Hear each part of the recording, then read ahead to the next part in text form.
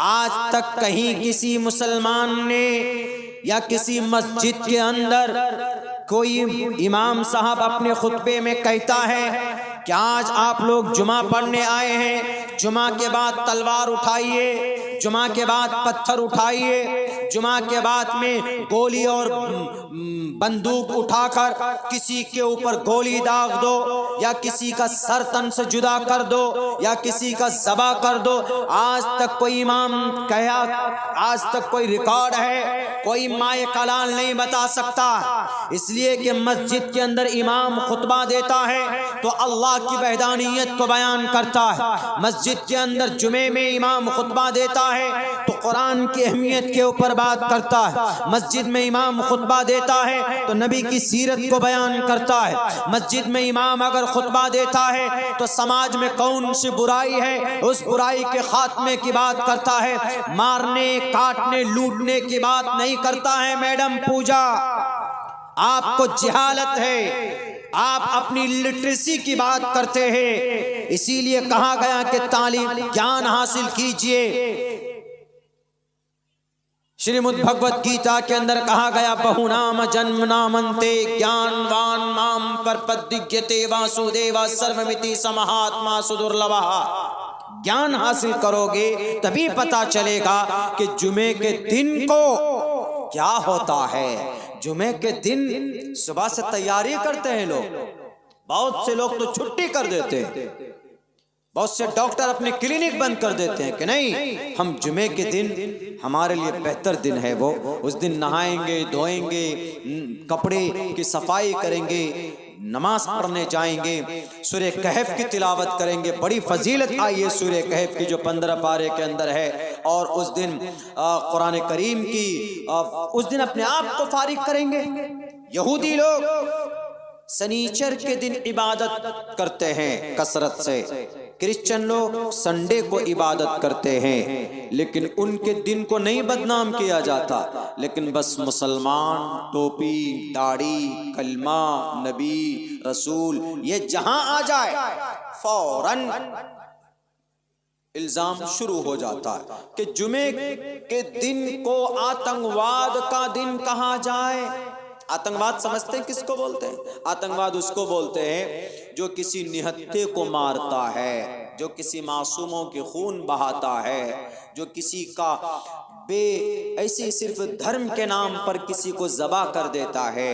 जैसे गजा पट्टी में इसराइल अभी जो खून बहा रहा है, 35, 40, 50 हजार के करीब वहां मुसलमान मार दिए गए।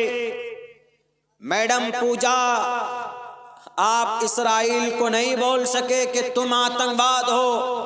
बेचारे भारत के अंदर मुसलमान, वो भी जुमे के दिन, उनका एक त्यौहार का दिन है, समझिए खुशी का दिन है। सब मिल करके एक जामे मस्जिद में जुमा जमा से बना है, तो असम्बल जमा होना एक साथ, इसीलिए जुमा कहा जाता है। सब मिलकर अल्लाह की इबादत के लिए जामे मस्जिद में जाते हैं, इमाम साहब का खुतबा सुनते हैं। लेकिन आपके पेट में पता नहीं क्यों दर्द है। कहते हैं कि जुमे के दिन को आतंकवाद का दिन कहा जाए। आज तक कहीं सुना है आपने कि किसी मस्जिद में जुमे के बाद मस्जिद से नमाज पढ़कर निकले तो एकदम दंगा, एकदम फसाद शुरू कर दिया? ऐसा है ही नहीं, इस्लाम में जायज़ नहीं है। इस्लाम में किसी इंसान को तकलीफ देना नाजायज है, हराम है। इंसान को इस्लाम में किसी इंसान को बुरा भला कहना जुर्म है। इस्लाम में किसी का एक कतरा खून बहाना तो हुकूकुल हुकूकुल्लाह है। ये हुकूकुल इबाद के अंदर कमी है। कल क़यामत में एक कतरा खून का बदला दिया जाएगा नेकी के जरिए से।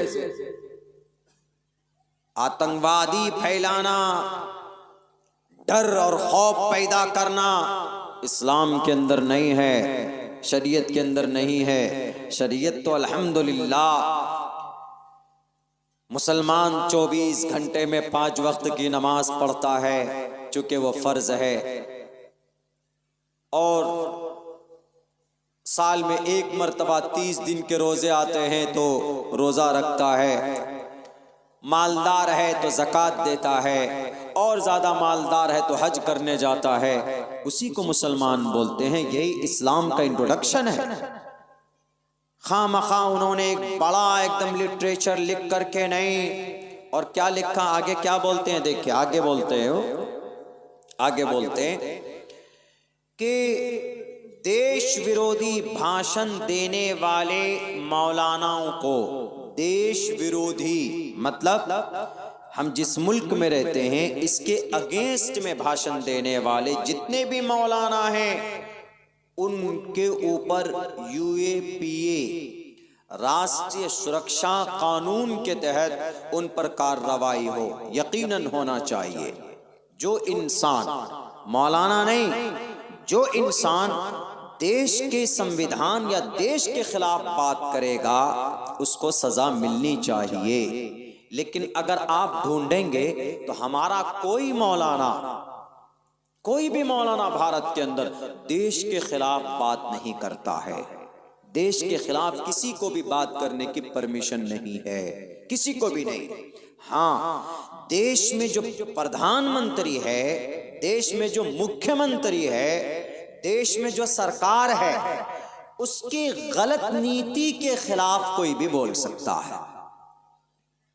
संविधान के खिलाफ नहीं बोल सकता, लेकिन देश में जैसे प्राइम मिनिस्टर साहब है, वो कोई नया कानून लेकर आ गए, जैसे यूनिफॉर्म सिविल कोड लेकर आ गए, ये CAA लेकर आ गए, सिटीजन अमेंडमेंट एक्ट, ये कवानीन लेकर आ गए, काला कानून, किसान के खिलाफ कानून लेकर आ गए। तो उनका काला कानून उनकी मनमर्जी है, वो संविधान में नहीं है, उनकी अपनी तरफ से है। तो जाहिर सी बात है कि जब वो काला कानून होगा तो हम जनता उसका विरोध कर सकते हैं, हम उसकी मुखालफत कर सकते हैं।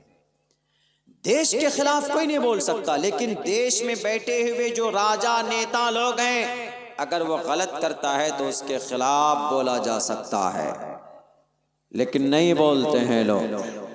अगर कुछ गलत हो रहा हो बोलना चाहिए, रोकना चाहिए। अल्लाह के नबी की हदीस है कि नहीं है, मुस्लिम में, मुस्लिम शरीफ में जब यह जनाब मोहम्मद रसूलुल्लाह सल्लल्लाहु अलैहि वसल्लम फरमाते हैं, अल्लाह के नबी अलैहिस्सलाम ने वाज़े लफ्ज़ों में कहा, मन रआ मिनकुम मुनकरन फलयुगय्यिरहु बियदिही, अगर तुम्हारे नज़रों के सामने में कुछ गलत हो रहा है, अपने हाथों से रोकने की कोशिश करो।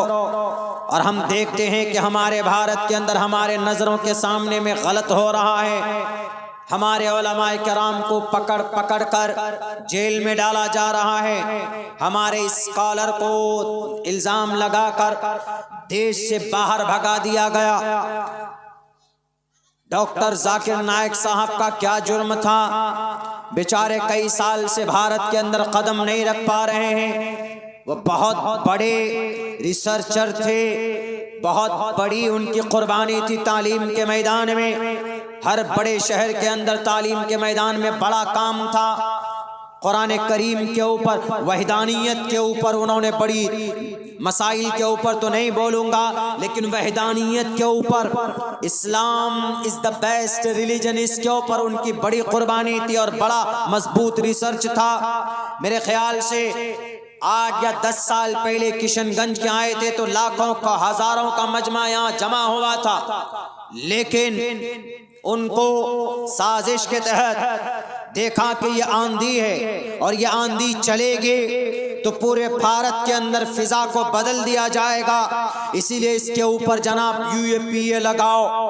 बम फटा ढाका में, बांग्लादेश में, इल्जाम लगाया डॉक्टर साहब पर और ये डॉक्टर साहब को भेज दिया गया बाहर। और फिर जनाब साजिशें रची गई कि अगर आपने कदम डाला भारत की धरती पर तो आपको जेल के अंदर डाल दिया जाएगा। ये बुराई है कि नहीं है? जितने बड़े बड़े क्रिमिनल होते हैं उनको तो आप टिकट देकर एमपी बना देते हो। जिन्होंने मालिया गांव में बम फोड़ा उनको तो आप क्लीन चिट दे दिया। जिन्होंने बिल्किस बानो की इज्जतें लूटी उनको तो आपने बाइज्जत बरी करके उनके गले पे हाथ डालकर उनका आपने स्वागत किया। और जनाब जिन्होंने मक्का मस्जिद हैदराबाद में बम फोड़े, उनको भी सम्मान दिया गया, उनको क्लीन चिट दे दिया गया। लेकिन वो आदमी जो हदीस की बात करता है, वो आदमी जो कुरान अल्लाह का पैगाम इंसानों तक पहुंचाता है, आप उसको कहते हो कि यू आर रॉन्ग, तुम गलत हो, तो ये बुरा है कि नहीं है? ये संविधान के खिलाफ है। संविधान के खिलाफ कोई काम होगा तो वो बुरा होगा, बुरी बात है। और कोई बुरी बात तुम देखो तो अल्लाह के नबी फरमाते हैं कि मन रआ मिनकुम मुनकरन फल्युगय्यिरहु बियदिही, अपने हाथों से रोकने की कोशिश करो। अल्लाह के नबी फरमाते हैं साफ तौर पर। नहीं, मौलाना लोग देश विरोधी बातें करते हैं। मौलाना लोगों ने देश विरोधी बातें नहीं की। मौलाना कौन होते हैं पता है? मौलाना अंबिया के वारिस होते हैं। अगर मौलाना नहीं होंगे तो मस्जिद में खुतबा कौन देंगे? अगर मौलाना नहीं होंगे निकाह कौन पढ़ाएंगे? अगर मौलाना नहीं होंगे तो जनाजा में कौन आगे बढ़ेंगे? ईदैन में कौन आगे बढ़ेंगे? मौलाना नहीं होंगे तो कुरान का मसला कौन बताएगा? कुरान का दर्स कौन देगा? हदीस का दर्स कौन देगा? मौलाना तो अच्छे अंदाज में दे सकते हैं ना। जब मौलाना ही नहीं रहेंगे इस जमीन के ऊपर तो फिर हमको शरीयत कौन समझाएगा? इसीलिए अल्लाह के नबी अलैहिस्सलाम ने फरमाया इन्नल उलमा वरसतुल अंबिया, कि अंबिया के वारिस कौन? हमारे उलमा है इस जमीन पर। इसीलिए अल्लाह तबारक व तआला ने फरमाया इन्नमा यख्शल्लाह मिन इबादिल उलमा। उलमा वो होते हैं जो नबी के वारिस होते हैं, और नबी किसी को आतंकवाद नहीं बनाता। अल्लाह ने कुरान में कहा कि उलमा वो होते हैं जो अल्लाह से डरते हैं। इन्नमा यख्शल्लाह मिन इबादिल उलमा, अल्लाह से डरने वाले कौन? उलमा होते, मौलाना लोग होते। अल्लाह कह रहा है, मैं नहीं कह रहा, अल्लाह कह रहा है। अल्लाह कहाँ? कुरान में। और ये मोहतरमा क्या कह रहे हैं? जो मौलाना देश विरोधी बात करे, आप क्या कर रहे हैं? आप देश प्रेमी बात कर रहे हैं, आप भी तो देश विरोधी बात कर रही हो। लेकिन इनके ऊपर एटीएस वाला हाथ में हथकड़ी नहीं डालेगा। कोई मौलाना जर्जीस या कोई मौलाना अब्दुल्ला, कोई मुफ्ती अब्दुल समी जैसा आदमी अगर तकरीर करेगा, हक बात बोलेगा, तो फौरन एटीएस वाला वाह क्या कहता है? हाँ, भड़काने वाली बात कही है इन्होंने, हम छानबीन कर रहे हैं। पागल बेवकूफ आदमी सब। एक लफ्ज जुमला क्या निकला मुंह से कि सारे लोग परेशान हो गए। और जो लोग गालियां देते, जो लोग माइनॉरिटी को गलत बोलते, जो लोग कुरान के खिलाफ बोलते, अजान के खिलाफ बोलते हैं, पर्दे के खिलाफ बोलते, उन पर कोई एटीएस वाला कार्रवाई नहीं करता। सिर्फ मौलाना दिखते, सिर्फ मौलाना दिखते। क्यों? इलेक्शन आने वाला है ना, इनको वोट चाहिए, भरमार वोट चाहिए, इसीलिए लोग ऐसा कर रहे हैं। उस मोहतरमा ने ये बोला, मैं उसको जवाब देता हूँ।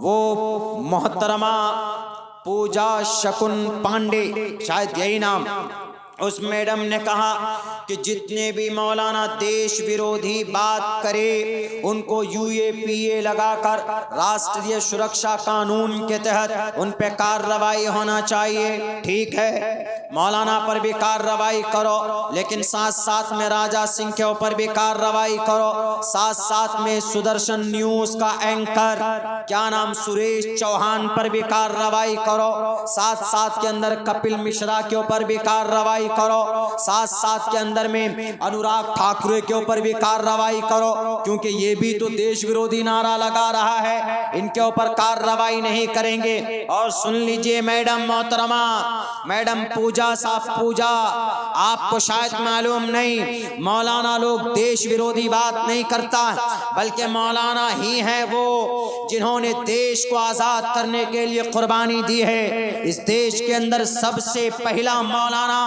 जो देश को आजाद करने के लिए कुर्बानी पेश करता है, मौलाना सैयद अहमद शहीद बरेलवी रहमतुल्लाहि अलैह। सैयद शाह इस्माइल बरेलवी रहमतुल्लाहि अलैह, बरेली जगह के नाम, वो बरेलवी मकतबे फिक्र के नहीं थे, वो बरेली जगह के थे, इसीलिए उनको बरेली कहा जाता, बरेलवी कहा जाता।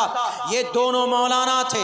1831 के अंदर इन दोनों मौलानाओं ने तकरीबन 31 लोगों, 50 या 51 लोगों को लेकर अंग्रेज के खिलाफ बालाकोट गए और अंग्रेज से मुकाबला किया, शहीद हो गए, मट्टी में दफन हो गए। उसके बाद की तारीख उठाओ, शामली मुजफ्फरनगर के अंदर एक जंग होती, वहां उस जंग के अंदर 1857 में जंग होती। उस जंग के अंदर जो अंग्रेज के सामने में तलवार लेकर थे वो सिर्फ मौलाना लोग थे। उनका नाम मौलाना कासिम था, उनका नाम मौलाना रशीद अहमद गंगोही था, उनका नाम मौलाना जाफर थानेसरी था, उनका नाम हाफिज जामिन शहीद था। ये सारे मौलाना थे जिन्होंने देश को आजाद करने के लिए कुर्बानी दी थी, लेकिन किसी ने भी देश के खिलाफ एक भी बात नहीं कही थी। और आगे बढ़िए आप, जब माल्टा के अंदर जाने की नौबत आई तो सबसे पहले मौलाना इस्माइल गए। जब माल्टा में मौत की बारी आई तो सबसे पहले मौत मौलाना जाफर थानेसरी की हुई। जब माल्टा के अंदर कैद की बारी आई तो सबसे पहले मौलाना हुज्जतुल शेखुल इस्लाम हुसैन अहमद मदनी की बारी आई। जब माल्टा के अंदर मुक़य्यद कैद होने की बारी आई तो सबसे पहले शेखुल हिंद मौलाना मुफ्ती मौलाना महमूद हसन देवबंदी की बारी आई। इन लोगों ने, इन मौलानाओं ने कुर्बानी दी है, तब जाकर ये देश आजाद हुआ। मौलाना राष्ट्र के खिलाफ नहीं है, बल्कि ये राष्ट्र के लिए कुर्बानी देते हैं। उठाओ जलियांवाला बाग अमृतसर के अंदर मौलाना शौकत अली रहमतुल्लाहि अलैह, अंग्रेज जनरल डायर 2 लाख फौज को लेकर जलियांवाला बाग में मशीन गन लगा देता है। उस मशीन गन के मुंह के सामने में 15,000 लोग होते हैं। भागने का कोई रास्ता नहीं, सिर्फ एक रास्ता जिस पर मशीन गन लगाया हुआ है। जनरल डायर ने कहा थी ये मुसलमान है, ये मौलाना है, चलाओ गोली चलाई जाती है। तकरीबन 1500 लोग गोलियों से भून दिए जाते हैं। तो जलियांवाला बाग में भी अगर कोई कायद था तो वहां पर मौलाना था। उस मौलाना का नाम मौलाना शौकत अली था। ये मौलाना है। मौलाना लोग क्या करते हैं जलसे में, क्या करते हैं मस्जिद में? भाई अपनी शरीयत की बात करते हैं। और मुसलमानों के पास जो शरीयत है ये किसी को नुकसान पहुंचाने की बात करता है? बिल्कुल नहीं करता है। कहां लिखा है कि शरीयत के अंदर में किसी को नुकसान पहुंचाओ? हाँ, दुश्मनों के लिए है, काफिरों के लिए है। अगर कोई आप पर हमला करे, मारे, कोई आक्रमण कर दे तो उसके लिए है कुरान करीम के अंदर। वो तो हर धर्म के अंदर हर जगह पर जायज़ है। हमारे भारत पर कोई अगर आक्रमण करेगा तो क्या हमारे भारत के सेना उस पे हमला नहीं करेगा? करेगा। श्री रामचंद्र जी के ऊपर आक्रमण किया कौन? रावण ने। तब श्री रामचंद्र जी आए मैदान में लड़ने के लिए, तो कौन सी बुरी बात? जब कौरवों के ने पांडवों के ऊपर जुल्म किया तो तब जाकर पांडवों को श्री कृष्ण ने कहा कि कुतस्तवा कश्मलिदम विश्मे समुपस्थितम अनार्य जुष्टम कीर्ति कर्म जुनाह। तो कौन सी बात है? लेकिन और ये भी कहा गया, क्या कहा कि छोटी मस्जिद में 10 लोग जुमा पढ़ें और बड़ी मस्जिद में 25 लोग जुमा पढ़ें। क्यों जी? इसलिए कि ताकि जिस मस्जिद से पत्थर निकले उस मस्जिद को बुलडोजर से शहीद कर दो। अच्छी बात है, लेकिन जिस मंदिर से भी अगर पत्थर निकले तो उसके बारे में भी लिखना चाहिए। एक तरफा बात क्यों? हमारा संविधान तो इजाजत नहीं देता है। हम अगर हक बात बोलते हैं तो हमारे लोगों को ATS पकड़ कर लेकर चली जाती है। हक बात बोलना संविधान में भी है। भारत का जो हमारा कानून है उसके आर्टिकल नंबर 19 में लिखा हुआ है क्या? कि सच बोलो, झूठ मत बोलो। ये तो संविधान में लिखा है। और हमारे अल्लाह के नबी ने क्या फरमाया है कहीं पर कोई बुरा होता है तो उसको भी रोको, हाथ से रोको। हाथ से नहीं रोक सकते तो कम से कम जुबान से उसको रोकने की कोशिश करो। फ़इल्लम यस्तती फ़बिलिसानी, जुबान से कहो कि यू आर रॉन्ग, तुम गलत। आपके घर में आपका बच्चा नमाज नहीं पढ़ता है, आप नमाज पढ़ते हैं, आपका बेटा नमाज नहीं पढ़ता है, तो आप अपने बेटे को जुबान से कहिए कि बेटे नमाज पढ़ो। नमाज नहीं पढ़ता है बेटे को तो जुबान से उसकी नसीहत कीजिए, उसको हुक्म दीजिए। वअमुर अहलका बिस्सलात, अपनी अहल को, अपने अयाल को नमाज का ऑर्डर दो जुबान से। हाँ, अगर आप में हाथ में भी ताकत नहीं है, जुबान में भी ताकत नहीं है, तो आप कैसे बुराई को रोकें? तो अल्लाह के नबी फरमाते हैं फ़इल्लम यस्तती फ़बिलिसानी फ़इल्लम यस्तती फ़बिक़ल्बी। ये दोनों चीज नहीं आपके पास, हाथ से रोकने की ताकत नहीं, जुबान से ताकत नहीं है, तो दिल से मुराद समझिए कि ये जो अमल कर रहा है, ये जो काम कर रहा है, ये बहुत गुनाह है। दिल से बुरा जानना, वज़ालिका ज़ाफ़ुल ईमान।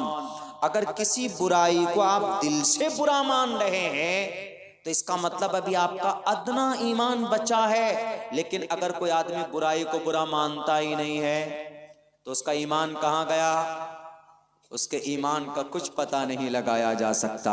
जैसे हम लोग मोबाइलों के अंदर गाने सुनते हैं, हमारे नौजवान, हमारी समाज की बहू बेटियां मोबाइलों के अंदर वेब सीरीज देखती है, हमारे नौजवान सोशल मीडिया के अंदर पूरी पूरी रात फेसबुक चलाते हैं, यूट्यूब के अंदर में फिल्में देखते हैं या गाना या फिल्में डाउनलोड करके उसको देखते हैं, तो ये गुनाह नहीं है? ये गुनाह है। आप उसको बुरा नहीं समझ रहे हैं तो इसका मतलब है कि आपका ईमान है ही नहीं आपके पास। वज़ालिका ज़ाफ़ुल ईमान। इसीलिए मुसलमानों, आज जितने भी ये जालिम लोग हैं, आज जितने भी ये बहरूपियां जो कुछ भी बोल रहे हैं, हमको गलत कह रहे हैं, ये सब हमारे आमाल बद का नतीजा है, हमारे बुरे आमाल का नतीजा है, हमारी गलत कामों का नतीजा है कि अल्लाह तबारक व तआला ने इन लोगों को हम पर मुसल्लत कर दिया है। हक बात बोलना गुनाह है क्या? सच बात बोलना गुनाह है क्या? हमारी शरीयत ये कहती है कि मरते दम तक तुम्हें झूठ का सहारा नहीं लेना है। अस्सिद्क़ु युंजी वल किज़्बु युहलिक। सच्ची बात करोगे तो अल्लाह तबारक व तआला आपको निजात देगा, झूठ बात करोगे तो हलाक हो जाओगे। संविधान भी यही बात कहती है ना। भारत का संविधान कहता है कि protection of certain right regarding freedom of speech.